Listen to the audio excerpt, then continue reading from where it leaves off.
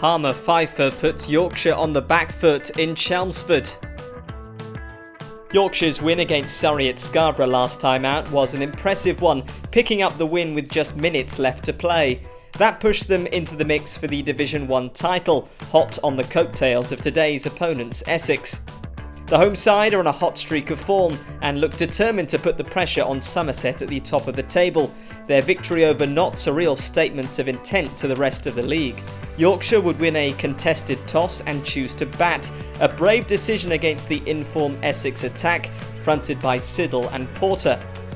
Lyth and Frayne would find the going tough as they opened the Yorkshire batting. And the pressure would tell 5 overs in, Lyth furious with himself as he skewed a drive off Porter straight to Brown at point to depart for 5. Gary Ballance would face just 6 balls before he too departed cheaply, leg stump removed by Siddle. Frayne would be out in the next over as Porter finding an edge, Wheater taking the catch, the opener gone for 29. Kohler-Cadmore and Brooke would stay together long enough to see Essex past 50, but their partnership wouldn't last long. Harmer struck for his first wicket of the day, Kohler-Cadmore LBW for 16. Counter-attacking stroke play from Brooke would take Yorkshire to 100.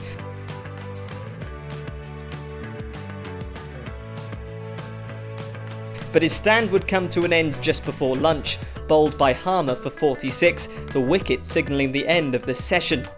Yorkshire went into the break at 128 for 5. The wickets would continue to fall at the resumption of play. Tattersall caught behind for 23 for Harmer's third of the innings. Yorkshire would finally find some stability as Maharaj joined Fisher at the crease. The South African found his feet and then took the attack to the Essex bowlers. The impressive Harmer dispatched over mid-wicket for 6.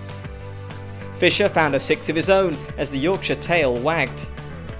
But Harmer would pick up another wicket. Maharaj trapped LBW for 26 as he looked to sweep the spinner. New man Patterson would fall to the first ball of the next over, bowled by Siddle for 7. With just 2 wickets in hand, Code and Fisher would free their arms and find some success, taking Yorkshire past 200 as they cleared the boundary. The counter-attack would be short-lived. Aaron Beard picked up his first wicket, Code caught behind for 14, Wheater with an athletic catch behind the stumps. And then Harmer would wrap up the innings and picked up his Pfeiffer in the process. Fisher LBW for 25, Yorkshire all out for 205. Another impressive bowling performance from Essex meant they'd edged ahead, but Yorkshire will be pleased with the resilience shown by their lower order, when at times it looked like they could be bowled out for under 200. Essex would get a taste of how difficult batting was on the Chelmsford wicket, Brown unable to build on his 163 against Notts, Fisher with an incredible diving catch off his own bowling, holding on just inches from the ground. Cook and Wesley would manage to negotiate the remaining overs before tea, the former England captain in good touch, the side going into the break at 42 for 1. They would bring the 50 up after tea, but Cook would depart soon after, edging Patterson through to Tattersall to depart for 27. Wesley took up the mantle, looking to guide Essex to 3 figures alongside Lawrence.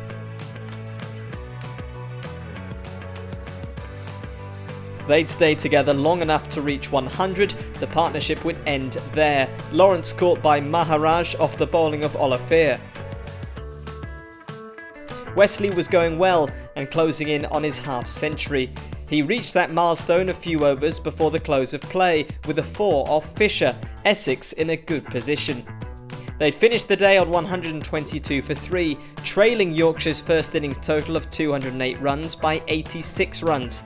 But with 7 wickets in hand, they'll be confident that day 2 will see them move past their visitors' total. It had been a difficult day for Yorkshire, but it could have been so much worse, if not for the late hitting of Maharaj and co. They could already be behind in this game.